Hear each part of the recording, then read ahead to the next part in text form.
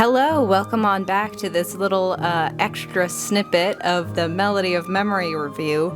So sorry if this is annoying, but I feel like so pressured to if I like something, then like I should say it out loud, or else maybe they'll go in a different direction that I don't like as much. And I thought about talking about it too late in the process of my big Melody of Memory review, which you can find here if you want to know my full thoughts about it. And you know, by saying it, at least I'll know that I tried my best to persevere in the direction that I wanted it to go. But I felt the need to mention something about praising the voice work that happened in this game, mostly to do with Alyson Stoner's Kairi, which has gotten so good. You know, I think for a long time, her Kairi was kind of just like be the higher pitched one in order to like easily and quickly distinguish between her Xian and her Kairi. You know, like her Xian was always like deeper, a little bit more growly, a little bit more gruff. And I'm so glad that she's moving a bit away from that, moving a bit away from like from the basic girl dubbing over anime voice. You know, the one which I hate. You know, I just think it's very reductive, very the infantilization of Asian women, you know. And like, especially it's just not relatable. You know, I don't know any people who sound like a beautiful baby princess, you know what I mean? And it's very odd to see that that's so prevalent when it comes to voice acting. So I'm glad that they are not that she was ever exactly that, but she was kind of just Alyson Stoner's higher pitched voice, but she really is coming into her own here.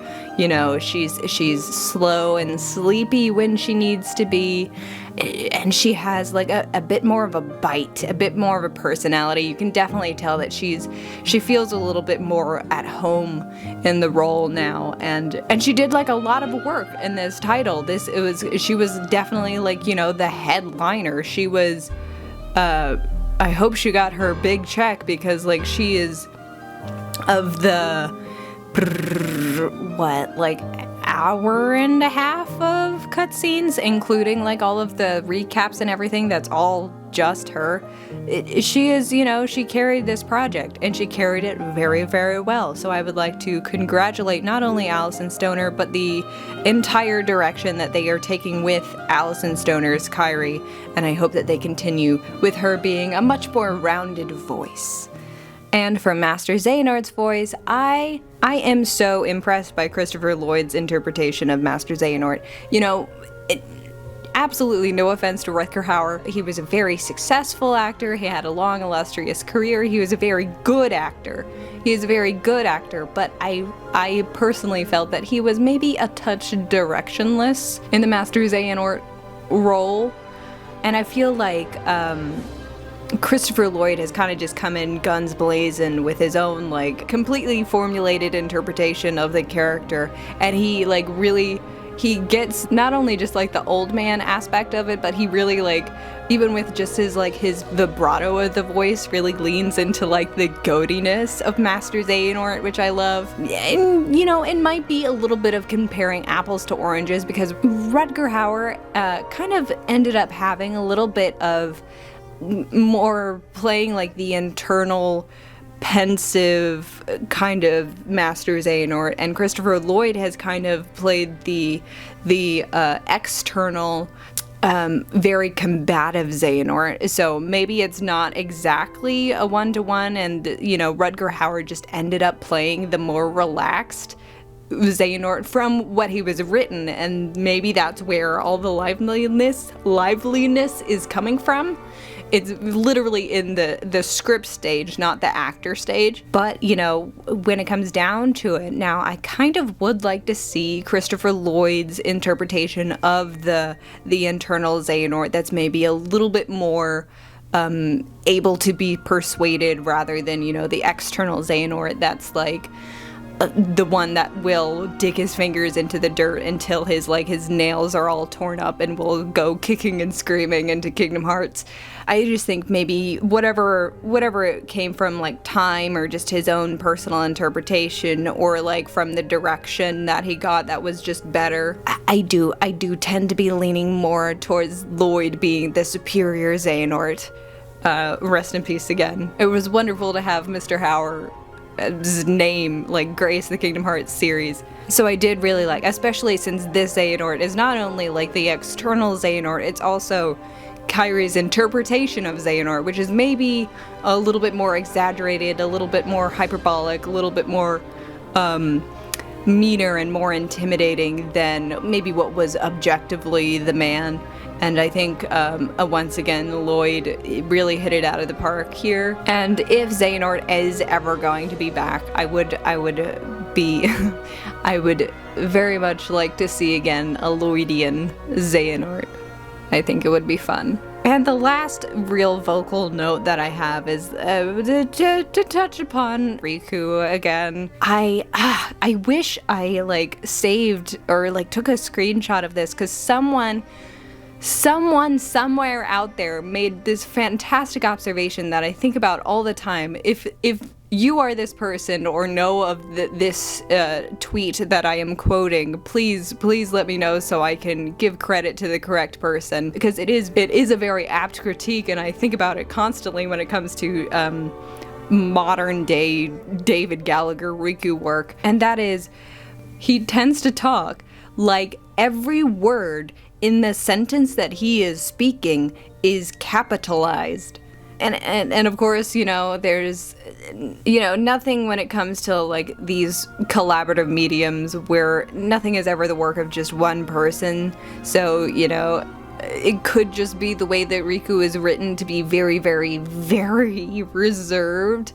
But as a whole, I want to say it's getting a little tiring there, you guys. And especially with like how he's like beaming, like talking about, hey, yeah, my best friend for my entire life is just, blipped out of this plane of existence. You're really choked up about this, aren't you? Kind of odd choices.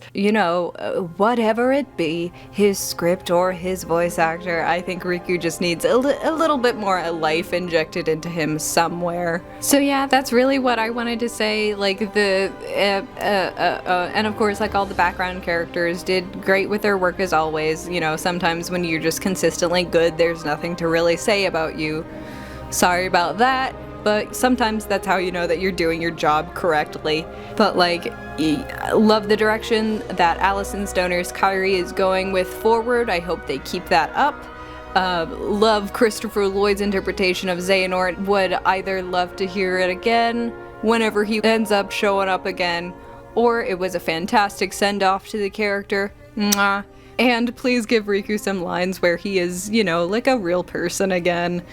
And also, since this is like just an extra for the review itself, I didn't mention how like there was a weird thing going on with the frame rates of not any of like the newly animated cutscenes, but anything that was like a part of the memory dive section, those edited videos, and like the recap sections where Kairi does all of her sleepy monologues. Those all had like a very weird frame rate about them for some reason, and that's I almost don't want to mention like things like that, because like I can tell and I don't want anybody to like be pushed into working overtime to like fix a stupid like a frame rate issue for a gamer. Like, that's not what I want to happen. And like I know it's one of those things where like working conditions aren't always one, constant, and two, good. So like I know that it definitely just came because somebody wasn't able to perform their role to the fullest. But that is there if they feel the need to. Maybe they could fix that, but it's not a big deal. But it is maybe a touch worth mentioning, because it's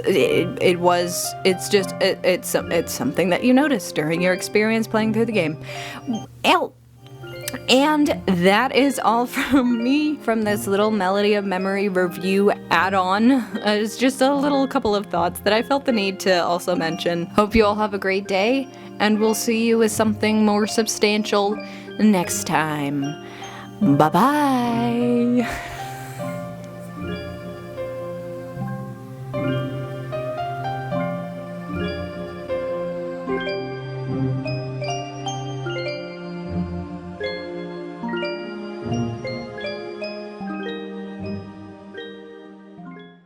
Oh my god, Hayden Petinier, where have you been?